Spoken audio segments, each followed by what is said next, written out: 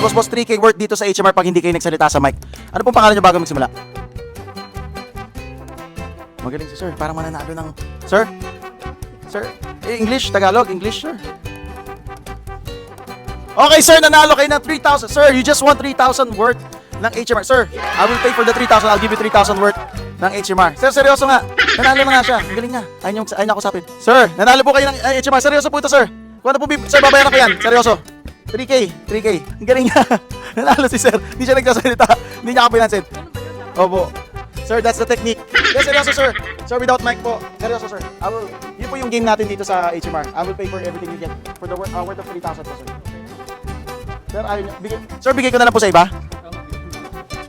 Sure kayo, sir. Okay. Ayaw ni sir. Hindi, mapera na si sir. Ang bait naman ni sir. Thank you po. Ang bait na ni sir. Siguro mapera na si sir. Kaya try natin to sa iba naman. Okay.